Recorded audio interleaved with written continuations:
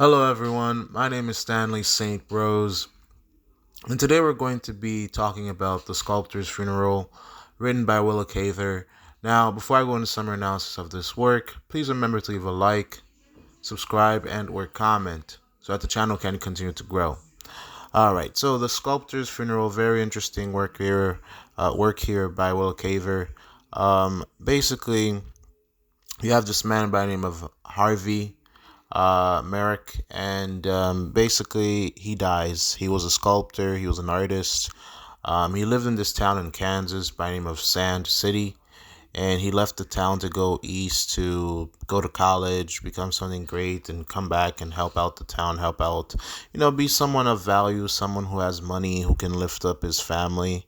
But that's not what happens. He becomes an artist, and he's not corrupt. He has a really good nature, a really good character, and he's a really good person, and he makes a name for himself as an artist, but he's not rich. He doesn't have that much money. And pretty much within this work, we get introduced to him coming in. Pretty much, he's already dead. I mean, it's just like the story begins with like a train.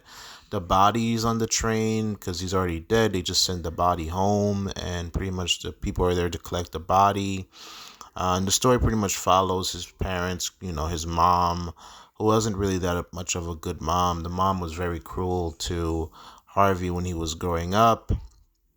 And, everybody sheds tears. The family shed tear. In the town for a while, the townsfolk, they're kind of like, that's really sad that he dies and everything. And the parents, the father's the one really struck by this. He really loved his son. He even like took out loans on his property, and he tried to do that to help his son out so that his son could go to college, and so that his son could pay for college.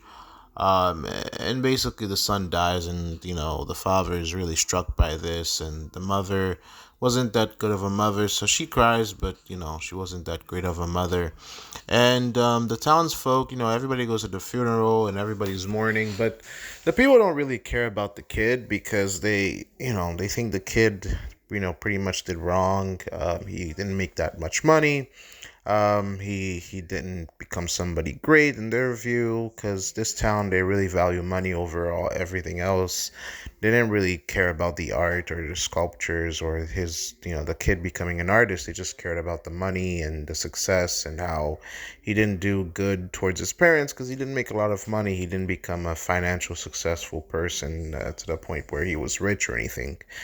So the town, they pretty much say a lot of bad things about him, how he didn't do that well, how he wasn't that great. And we have this lawyer by the name of um, Jim that comes in, and Jim, he's like, he puts them to shame. Jim Laird, he comes in, he puts them to shame. He's like, you guys don't care about anything. You guys think you're so great, but I know that there's petty crimes going on. There's all types of financial entanglements going on. You guys might think that you're upright and you're doing everything by the book.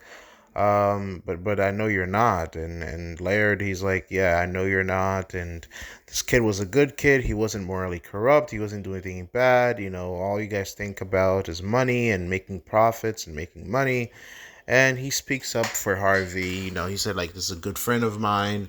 He tried to do the best that he can, although it didn't go, to according to plan. He didn't become rich, but he was still a good man who lived a good life. This is very interesting. Henry Stevens is another character from this work that we see. Henry Stevens and Jim Laird, they're the two people that truly they're giving us their points of views and what they think within the short story that tells us more about the true Harvey Merrick. And Harvey Merrick, and from their point of view, he's a good guy. He's not a horrible guy. He's a guy that's honest, that's true, that valued art and sculpting and things that are more important within this world, that are more beautiful and natural in this world, rather than just money and shady dealings. Because the townsfolk, they only care about shady dealings, profits, money, and things like that. And so they're corrupt. They're upside down. And then because the kid wasn't like them, because the kid wasn't doing bad things like them, they pretty much badmouth him, and they put him down for it. And Jim Laird, he's like kind of saying, this is what this town does to people. You take the youth and you kind of make them do things about that goes into vice, uh, and they're not really doing good things. And so the Jim Laird within this work, he's kind of like this defender of the youth because they just got a bad rap. Because this town, it might seem like a good place, like a good frontier town, but it's really not. It's there's a lot of pressures that exist within this town that make the kids do things that they probably didn't want to do. And Harvey's the only one that really got away from that and did his own thing and became a sculptor, an artist, someone different. But Jim Laird himself, he does die later within this work. He didn't go to the funeral of his friend. He was drunk, and he dies shortly after Harvey dies. So the Sculptor's Funeral is, in terms of deeper meaning analysis, is a very significant work. It kind of shows you what people think about your life, your decisions, the things that you do, and how people judge you, man. It doesn't matter how well you do or if you're just living your own life. People have things to say. When people have nothing else to do, they're going to sit around and judge you, judge your parents, judge your actions, judge your family. And this is society. In society, we judge when we don't even understand.